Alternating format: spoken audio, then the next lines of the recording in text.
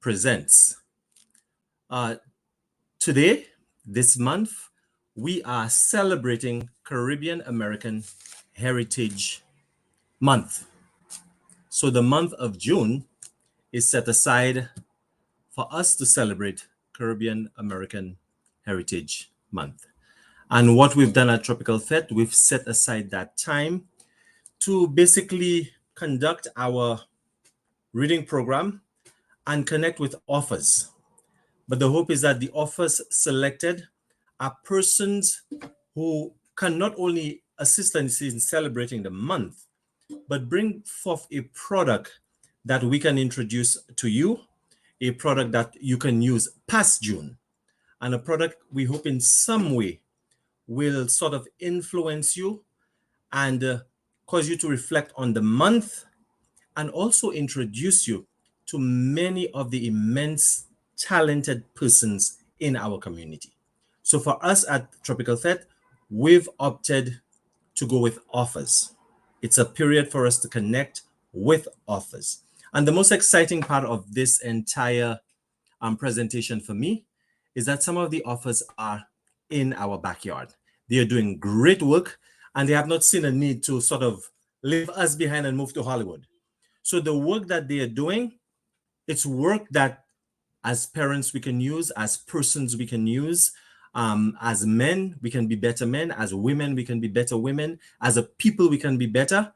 But today, as parents, we can be better based on the author that we are presenting. Tropical Fete today is honored to have with us a lady who goes by the name of Sheba. Now, I can tell you, as a Tropical Fete board member, I had never heard of this lady before. When I was asked to conduct the interview, one of the first things I did was to sort of do my homework, not knowing that Tropical Fete, Shan, and the entire team, they already did the work behind the scenes for me. One of the things that stuck with me in doing my own research, the word that stuck with me, somebody said she was deliberate in everything that she did. And I thought, deliberate.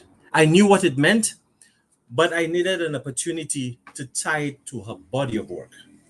And when I had a chance to sort of read the book, I totally understood what that reader was saying. She's deliberate in presentation. She's deliberate in look. Even the graphics in the book is deliberate. There's something very Afrocentric about it. The story itself is deliberate because you walk away from this story thinking, that's all of us. We all have that grandmother. That's for me as a Caribbean man and my friends, that's the Caribbean way.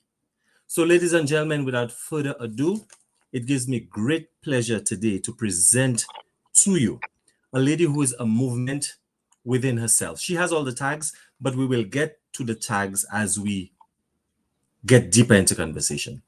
Tropical Fete is proud to present Sheba. Sheba, welcome to Tropical Fete. Wow. Oh my goodness. Thank you so much. I've conducted many interviews and I know people usually do their research, but no one has ever used the term deliberate. And it is so fitting. Mhm. Yeah. So you know how you're just you. But it's interesting how when others when they interact with you, how many people have different responses to you. Just you're just thinking, I'm just me, but I love that how you said we're right in your backyard. I have no plans and no intentions on ever moving to Hollywood. I Thank am you. for Thank you. grassroots. I'm for my people, my family. That is the core of what I do. So it is, I mean, it is, I'm calm right now, but my emotions are, I'm blessed. I'm blessed. Thank you so much for having me. Great. Now, tell us a little about you as a person, your upbringing, where you came from, and then hopefully we'll delve into how you started to put pen to paper and the reasoning behind it and the connections you as a mom, you as a community leader. Like I said, when I was reading this thing, you are a movement unto yourself. So tell us a Mhm. little bit about you. Yeah. So I know that we're celebrating Caribbean American, but I have to put Afro Caribbean American. Yes, To be honest with yes. you, growing up, I've always told people I'm a woman of many nations, but I never realized that when I became an adult, this would really be my life. Honestly, I Mhm, was born in America, but my family goes back to Nigeria. My family goes back to Jamaica. My family goes mhm. back to Trinidad and Tobago and Cuba. So I'm a woman of many nations. I grew up on Staten Island, New York. Believe it or not, I know that we are considered the forgotten borough, but I made a determination when I was in high school that that borough will not be forgotten. Even if it's myself, even my graduating class, everyone has been doing amazing work. I kid you not, amazing, amazing work. I'm the proud daughter of my mother and my father who raised me in the things of God, the church. I consider myself a Yes. church girl. I'm proud. Mhm, I'm mhm. proud and I'm bold, about my faith because I believe and I know that I'm standing here as a movement within itself only because of the Most High God. Great, great. Now writing a book. When I look at your bio, you're an educator, uh, consultant, early childhood education. Um, you've produced a soundtrack, a lullaby. Uh, you here again. Forgive me, I'm reading because I want to get it right. Oh yeah, Um, take it. author in the number one international best-selling book. She is an overcomer. Also a bestseller, Our Mothers, Our Daughters. Yes.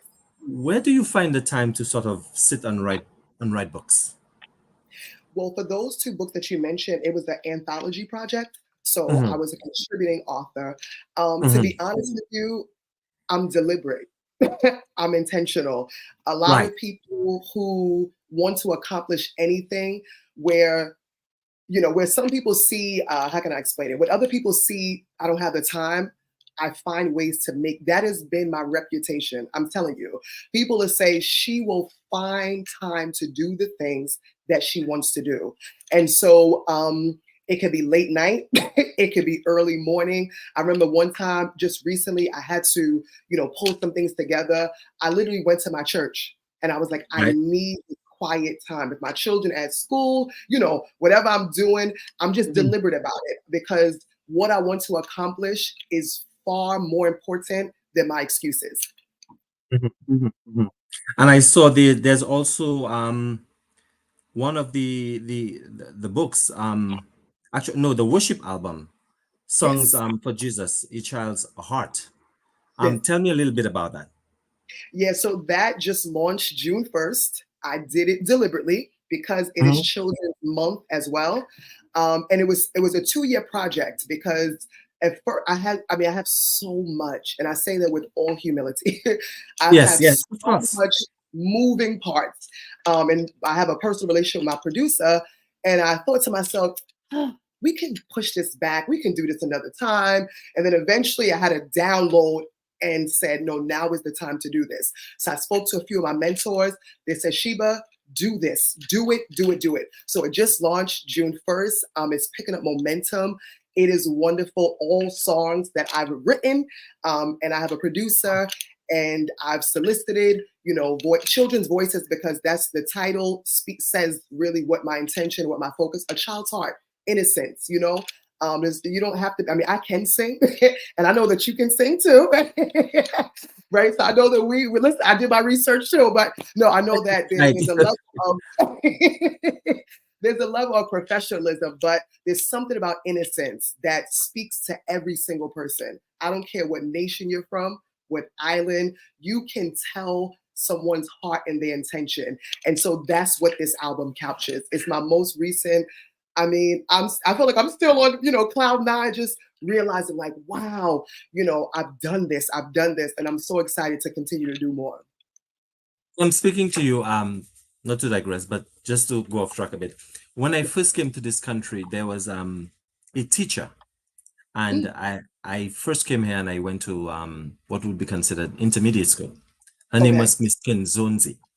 And there was something, for some reason, I never forgot her because there was always something so positive about her, but Afrocentricity, things African, the colors, the attire, she was that before it became cool. And I'm watching you now, and that's what I'm seeing is that you're not trying to be anything Afro. It's who you are. And I It's who I picked that am. from the first time I saw you. I'm like, I love your colors. But then the color goes with the personality. The personality now goes with everything that I am reading. Yes. So it's I think when I am speaking to you now, it's easy to see why you're involved in some of the things that you're involved in. And I Yes. see you as a connector, somebody with the ability to bring people together. So when you say Trinidad, Barbados, Nigeria, that's you. So Mhm. it's who you truly are. Wow. Thank you. And that Thank is you so much. refreshing. Wow. Now, the reason you are here today, Hmm. um, the bed I chose. Tell us a bit about that and the inspiration for that. All Now right. I told you I've read the book, and Yes. automatically I connected to it because it took me to a place, I'm and I so think happy. it's a place that all of us we've been.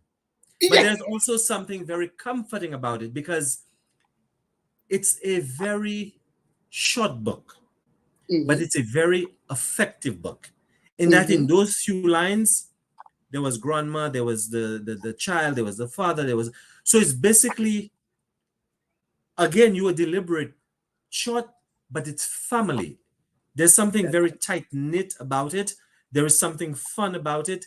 There's something even as an adult you're reading to the child. It's easy to connect. Tell us about the book.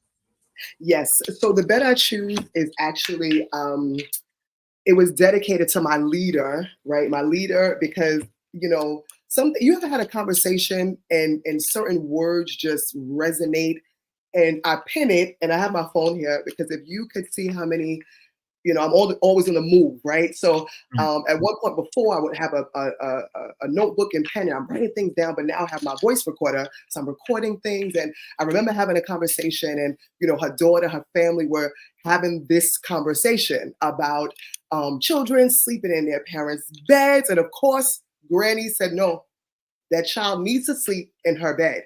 But then you have the new age mom, right? The millennial, as they say, who embarks or subscribes to this gentle parenting. And so I wanted to bridge the gap between two. And I do have a surprise for you, Keran.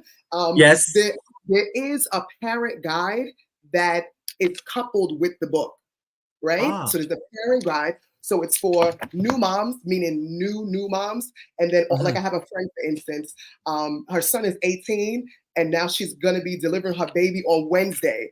I said, my dear, you are a new mom. Mhm, mhm, Because mhm.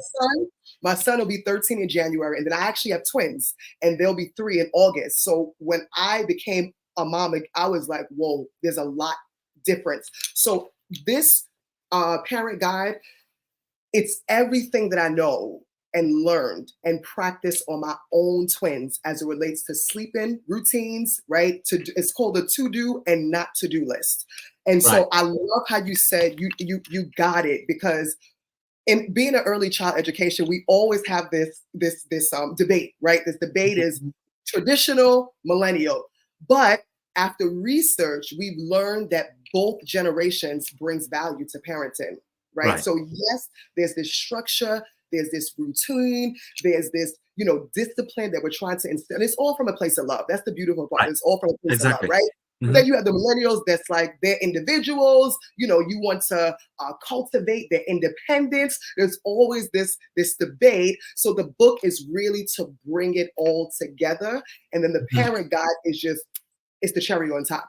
And so I Right. decided to document this and make it very, very simple. I love how you said family. If we would be at the coffee shop now, I probably would say family about 15 times in Mhm. about 30 minutes, because it's so important to me. I know we have narratives of broken families. I know. And this is why the illustrations are You got the locks, right? I saw Because that. I yeah, picked up on that. yeah, you see the colors, everything is deliberate because I want to paint that picture. Now I'm gonna be honest with you. Yes, I didn't come, living with my mother and father, but but that doesn't have to be the same thing for my children. And it doesn't have to be the Exactly. same thing for your children. Hmm. So the more representation we have, the more that's why with this it brings knowledge from a person who is in the field for what 13 years now, so Hmm. just letting you know that what you're doing is not wrong, as you said, Hmm. but how can we make it better? How could you broaden your mind and think of different perspectives, So this is really what the book is about. Like you said, I wanted to be short.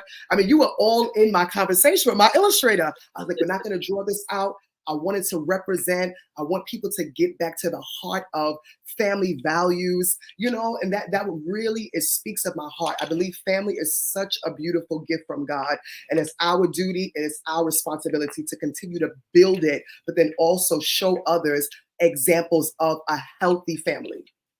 Exactly. And I think part of my loving the book, even perhaps never hearing of you before.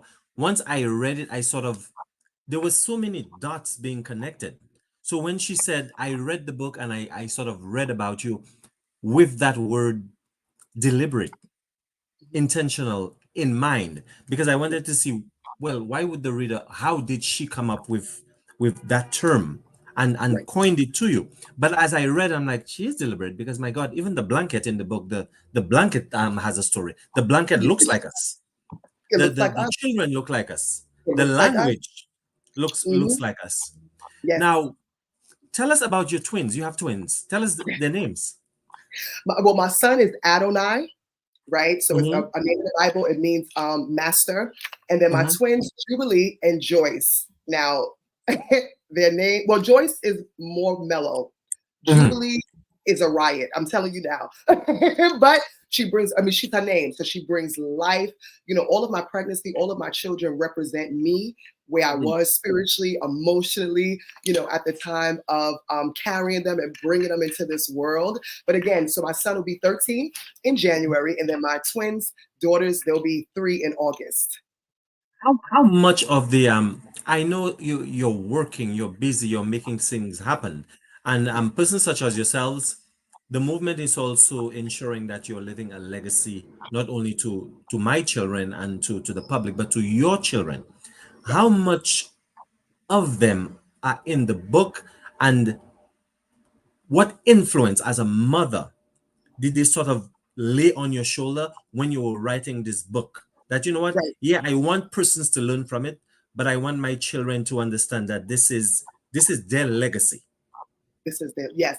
So my first book, The Heart of Gold, which we're not focusing now, was actually dedicated to my son because there was a time that we had to bring him to the emergency room, and Hmm. at that time, the teachers, Caribbean teachers, were teaching them how to read. Now he was about 2, close to Hmm. 3.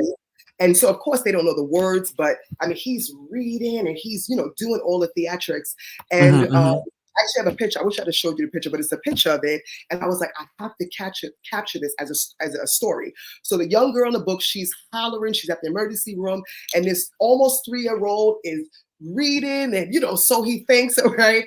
And I had to capture that moment for him. Right, I had to capture that moment for him. The book, that theme is about kindness, right? So that particular book is about kindness. As it relates to the bed I choose, again, the same thing. A lot of influences in my ear, and just to give them a new reality, give them a new experience. One of the things that I've always said, and everybody knows this, I absolutely love, I respect, I honor my mother and my father, but I want to give my children even more, right? So the things that they may have fell short, I want to, Right. make it better. And the things that they worked, I want to do it even better. So this idea of family, this idea of representing us and being proud of it. It's interesting that you said something earlier, because, you know, like you said, when Afrocentric wasn't the thing, that was me. So people are like, is she trying to be, African? Is she trying?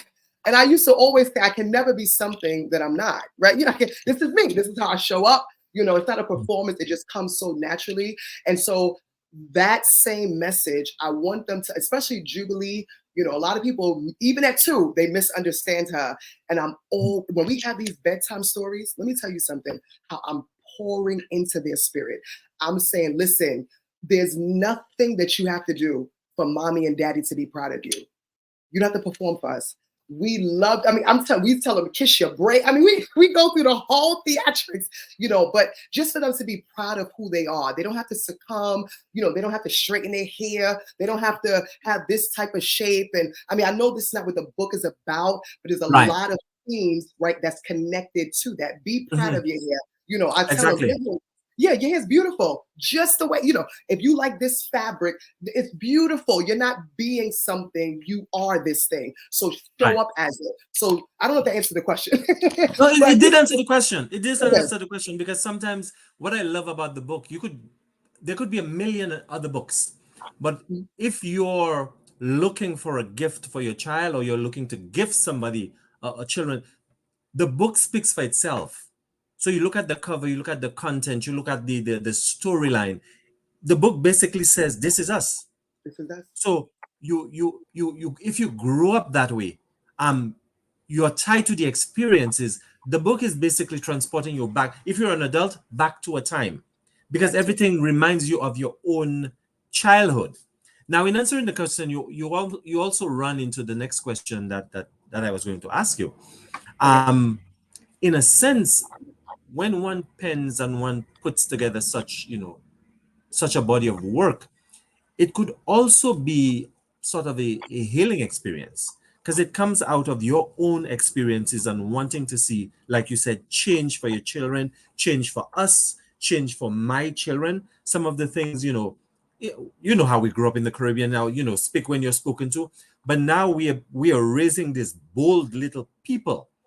Hmm. Was this a healing process at the same time for you as a woman trying to sort of take what she was taught, but sort of developing new ideals, new ways of walking, forming my own path, and then sort of saying, you know what, I experienced this, I can understand I experienced this, but this will not define me.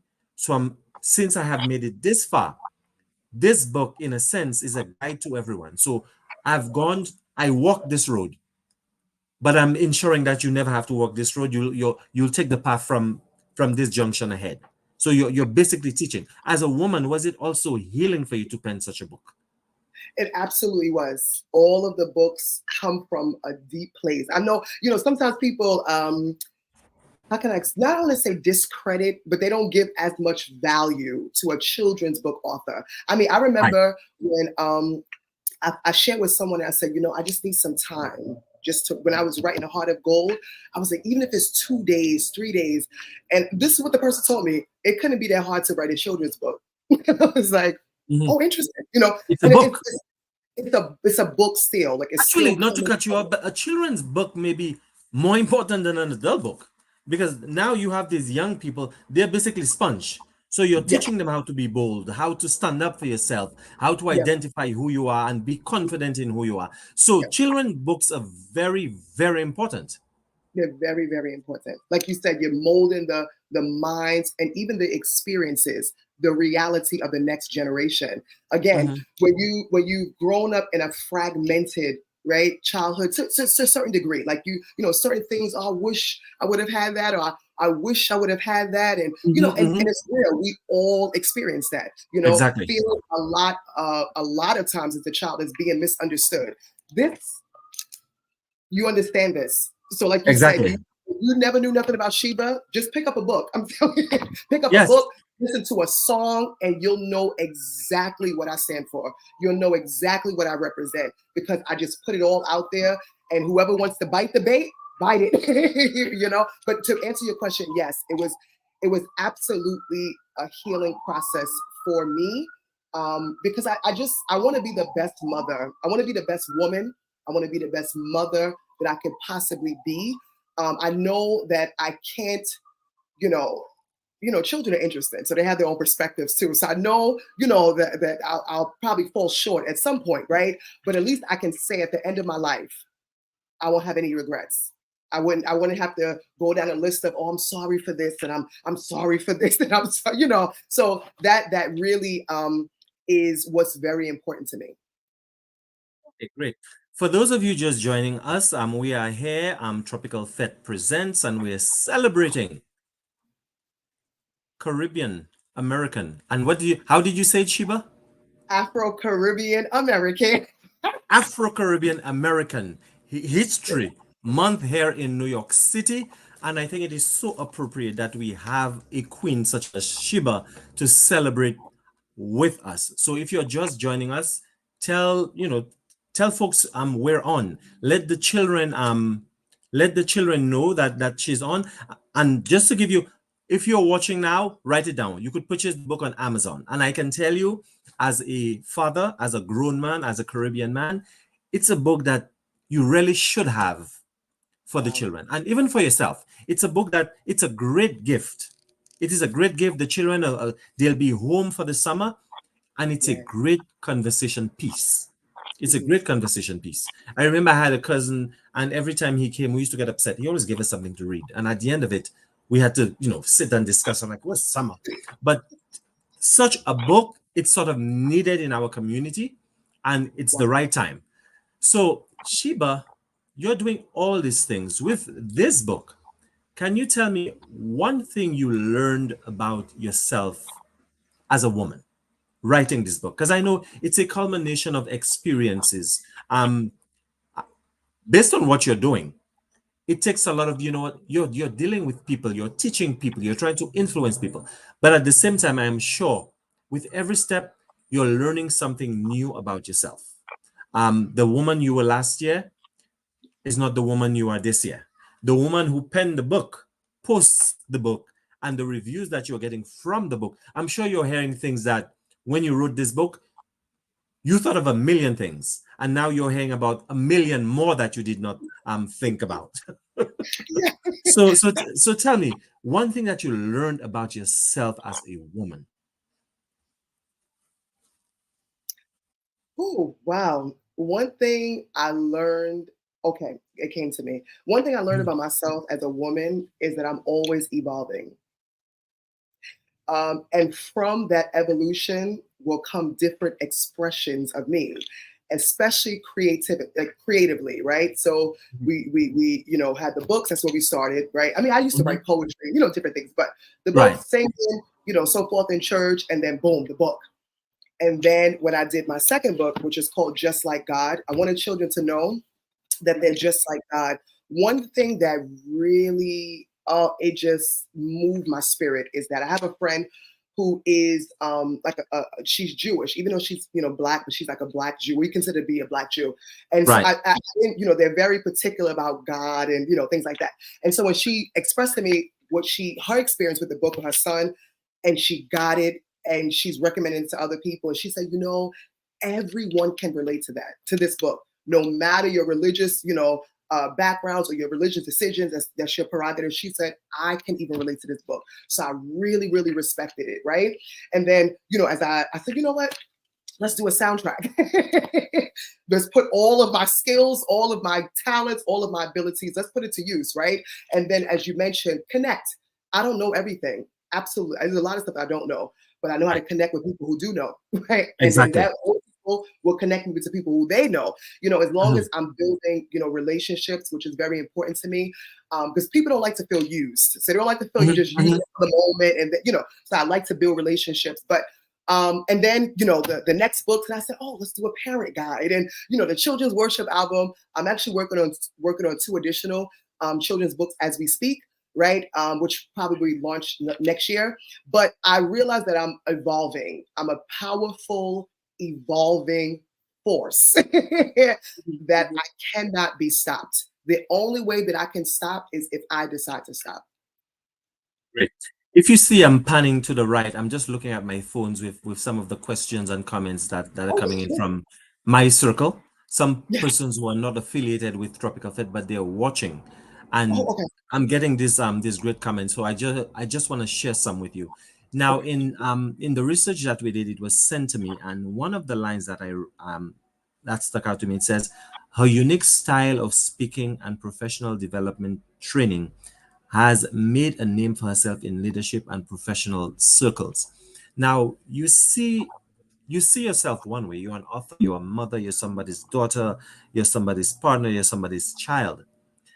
But your body of work, when it touches someone and you get such responses, I'm sure you're hearing things about yourself. Yeah, yeah, I thought I was good. But to hear people sort of have these sort of descriptions of you based on how you make them feel or you made them feel by being exposed to your work, how does that make you feel as an author, as a professional, as a mother, as somebody who's sort of championing the cause of not only men but women? Yes. It makes me feel humble. You know, I don't know who said this, but someone said the richest place in the world is the grave. People die with Mhm, these talents, these abilities, geniuses, like they could be trailblazers, but they're in the grave. They mhm, never had the oomph. They never had the mentorship, which I believe that is pivotal for life, right? They never had the confidence, the boldness, just to step out and just do it.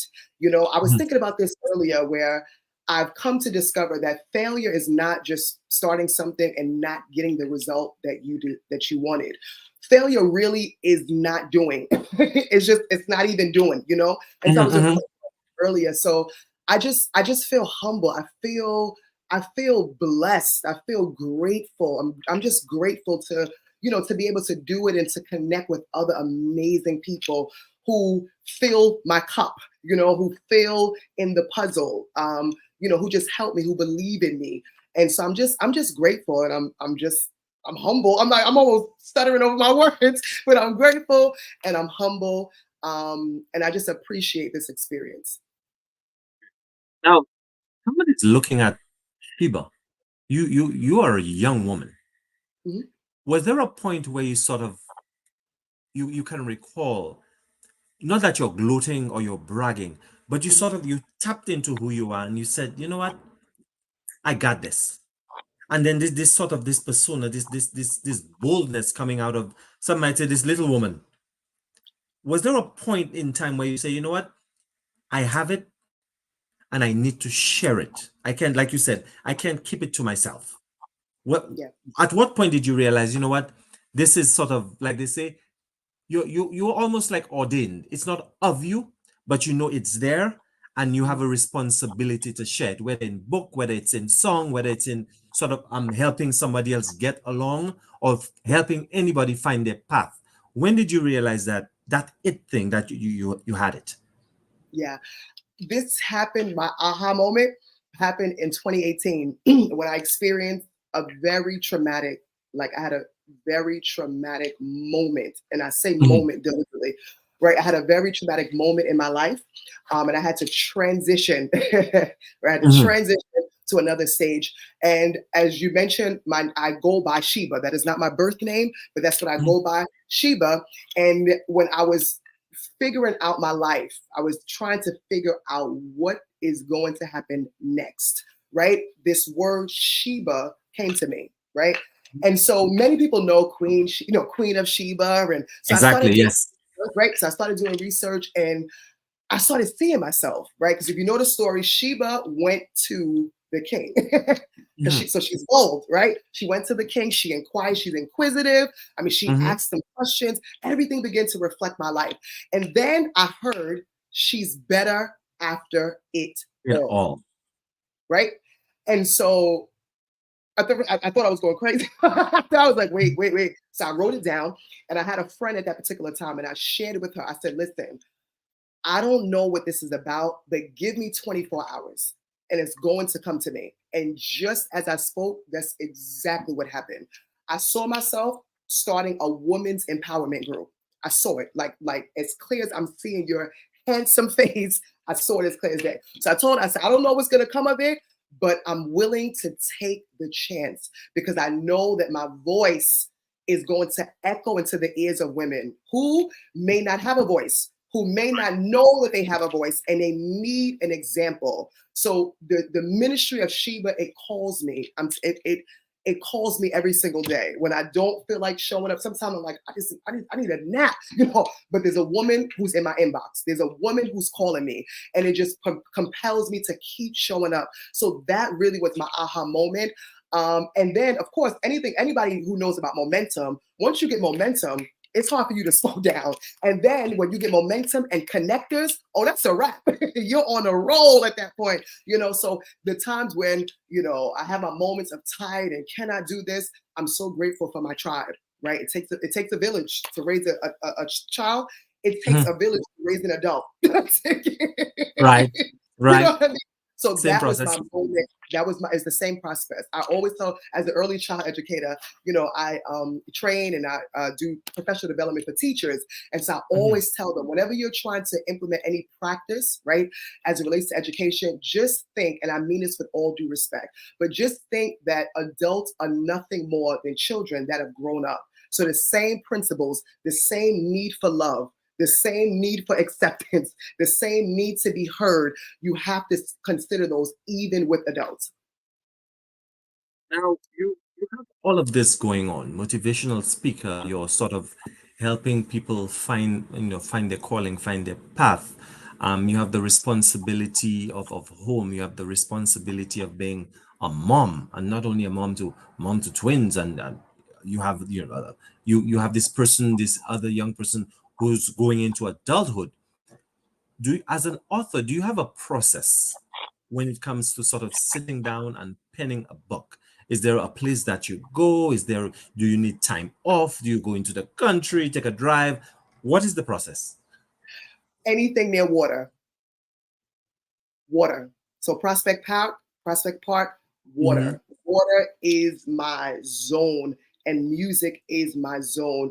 I feel as if it stirs up, I'm telling you, something in me, and I can just go, go. Hmm. But Hmm.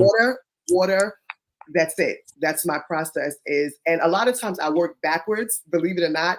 Um, I'm trying to explain it, but sometimes I kind of work backwards. Like I'll speak to the illustrator, and it's I have the story. It's a little bit. I mean, they understand me. I don't know how they understand me, but Right. so it's like I'll have conversations with the illustrator, or when it comes to the book, or with the music with the producer. And I'm saying this is what I see, this is what I hear, and in some way, somehow. I'll work back and I'll put the pieces together. So, for instance, I'm gonna detour a little bit with the album. Many of the songs came in parts. It came in parts, and then I was able to put it together, right? And the same holds true with with the book. Sometimes it's just a quick download, and I got it. That's it. And then other times it's putting pieces together. But I noticed within myself, as far as a creator or being creative, having a creative expression, water is my place. Right. Yep. Now you mentioned Prospect Park. You mentioned Brooklyn. Uh, how do you tap into the community to get inspiration? Because in our community, we take for granted persons such as yourself.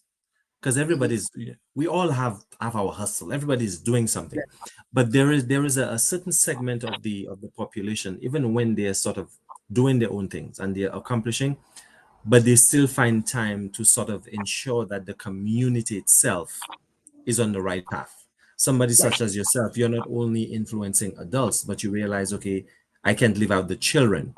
Mhm. Um, do you find a lot of inspiration just around you, the circle, Prospect Park, just Brooklyn, walking down Empire Boulevard, walking down Eastern Parkway? Yes. How much of that do you tap into as an author? Right. So I would say quite often you know what? I didn't even realize I was a community leader until someone told me that. I'm thinking no, I'm a regular. Like I have a Mhm. favorite juice bar, cocoa bean juice and salad bar. Woo, and I'm sharing their posts. I'm trying to do events there, bringing my community to their spaces. The one time the city councilwoman, she was having what is it, Haitian Flag Day. I was there, Yes. and a lot Mhm. of times. whether I'll do invest, right? So I'll pay my own money to be in the space. Sometimes I do a Mhm, lot of mhm. community free things, so to speak. So I'm always in the community, always trying to connect. I'm going to tell you an interesting story. Even the person who delivers my mail, right? One time I he was delivering. I mean, he'd been delivering my mail for years now. So I was like, why not give him a book?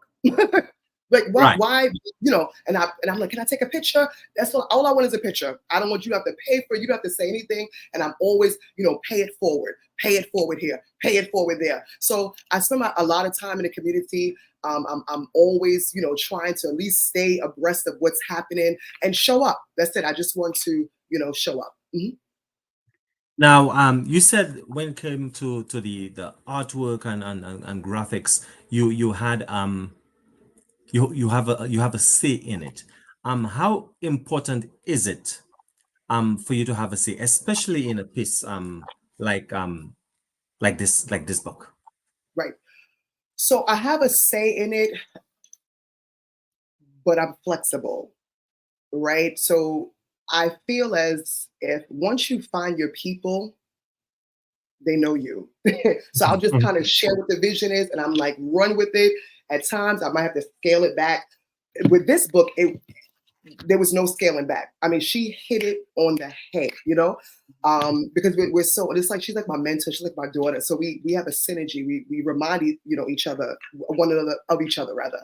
And so yes, it's important. Anything that you are the spearhead, you're a visionary, you cannot just leave it for chance and leave it for no. You can just, and that's the way that that person develops their skills as well. I guess that's the educated in me. I'm like, run Mhm. with it, explore. I don't want you to feel confined. And then if I love it, I love it. And if I don't, then I'll say, can we make these adjustments? It's a relationship basically. So, and I do want to just express my gratitude to my illustrator. Believe it or not, she and I started this process when she was 17 years old, Mhm. and now Wow. she's 22. Did you see you saw the illustrations, right? Yes. She Yes. started when she was 17, and even she had this imposter syndrome. I don't know if I could do this. So I realized that everything that I do, everything that I'm connected to is bigger than me. So even we're a part of a book cover contest with this exact book, and I told her I am going hard for you. Trust me, It's a these things. beautiful cover. Yeah, she's phenomenal. She is absolutely phenomenal. And she was born in Grenada, so Okay. yeah. So yes, all for the community, all for the culture. Great.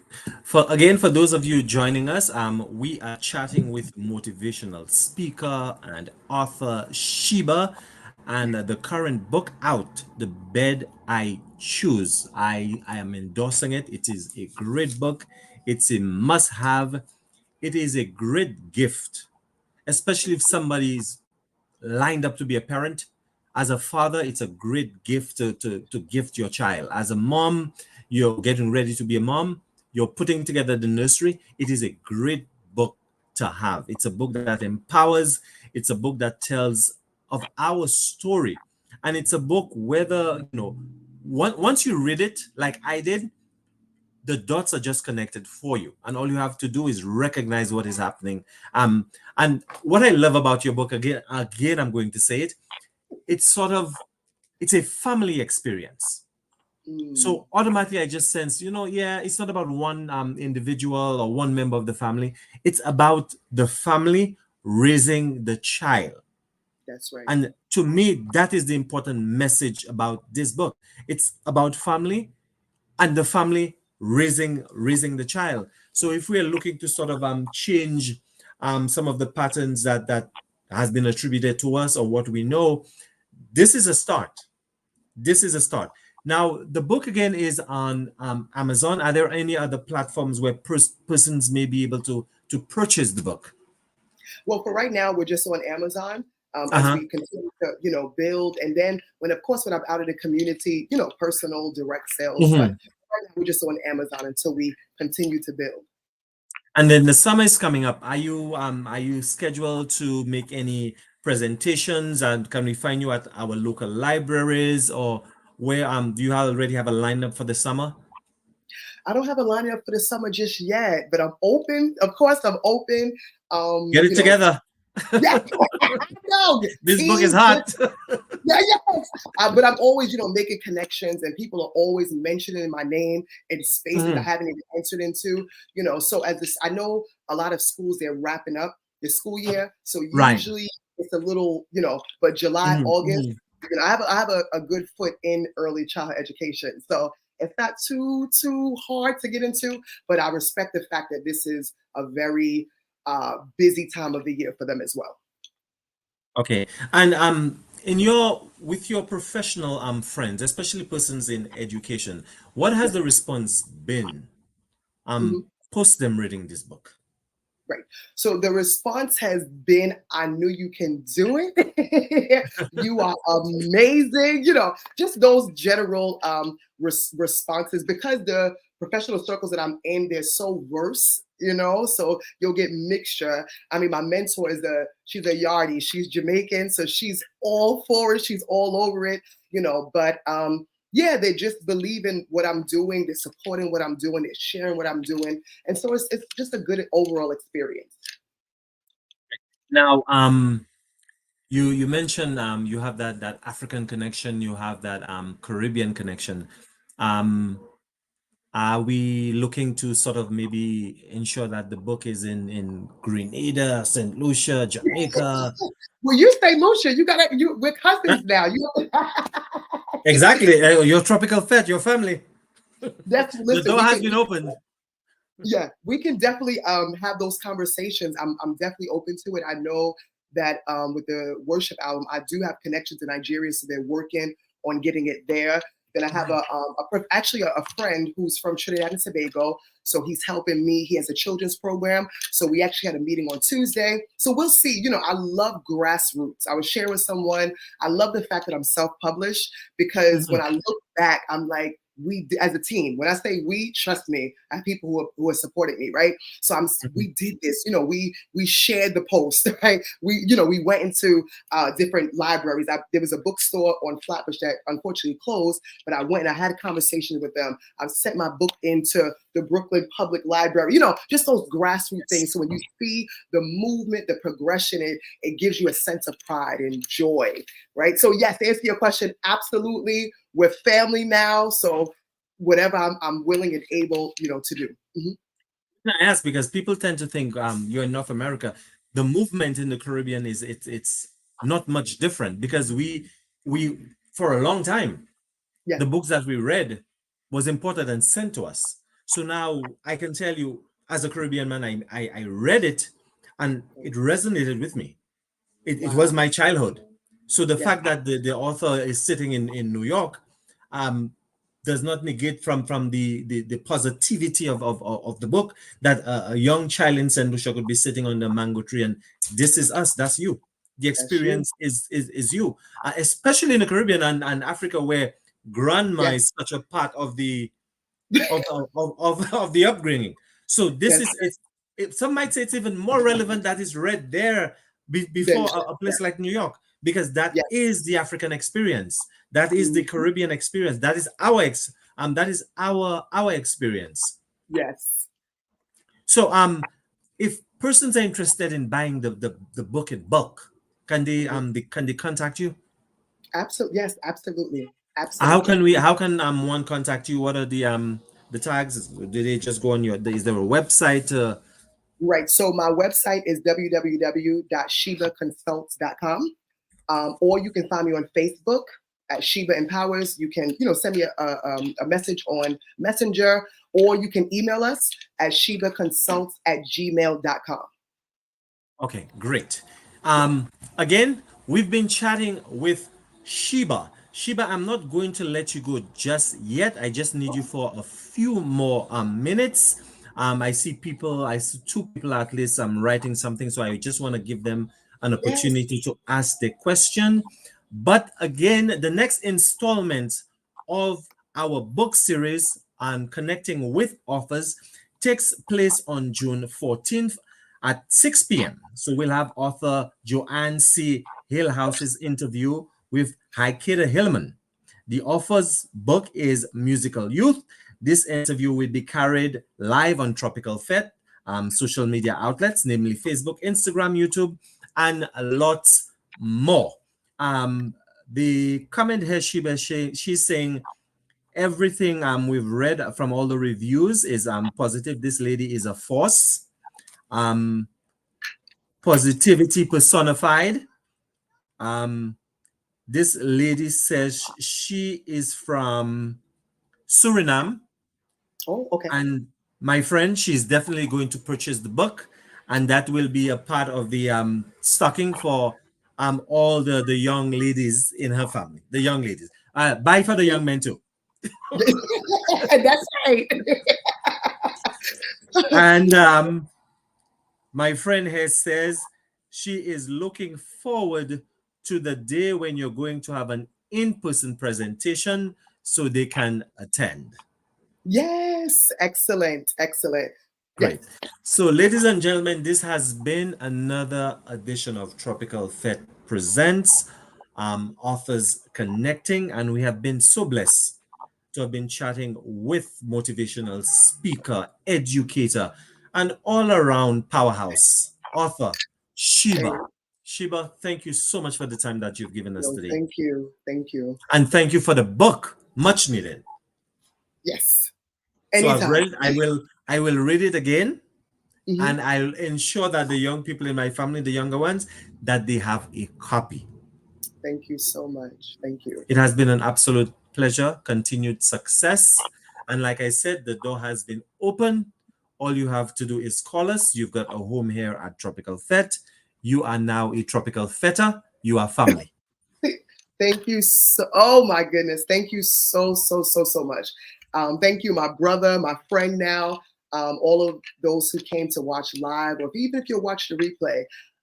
Thank you. You don't even understand what I'm feeling in this moment. So I'm grateful, right, for you to sit here, spend the last, 50 minutes or so with us. That's powerful. I really appreciate it. And I'm looking forward to coming to a neighborhood near you. And we will be there. Just let us know. Tropicalfete will ensure that the word gets out there. And again, like you said, for those of you who missed it, we will be airing the interview. It will be sitting on all our platforms. Like I said, the book is on Amazon. Let's support the sister. She is in our neighborhood. This book was written for us, and it was written by us in a sense. So it's who we are. So let's support, and let's ensure that she gets the audience she deserves, and that our children are actually blessed with a copy of this book. And let's make it part of our children's library. Let's make it part of we should walk into our libraries and ask them to have it in there. Because she's Brooklyn, so walk into your Brooklyn public library, wherever you are, and let them know that she's out there, and that book should be in the library. So if you walk in and you request it, enough of us do so. By the end of the summer, it should be in every library in Brooklyn. So that's the goal, Tropicalfete. Let's get the book in every library. Wow, thank you. So to the Tropicalfete team, Sean Oliver, thank you for putting this together. We thank you. And again, we will see you for the next installment of Tropicalfete Presents, and that's on June 14, 2024 at 6 p.m. Thank you very much, ladies and gentlemen. Have a wonderful rest of the afternoon.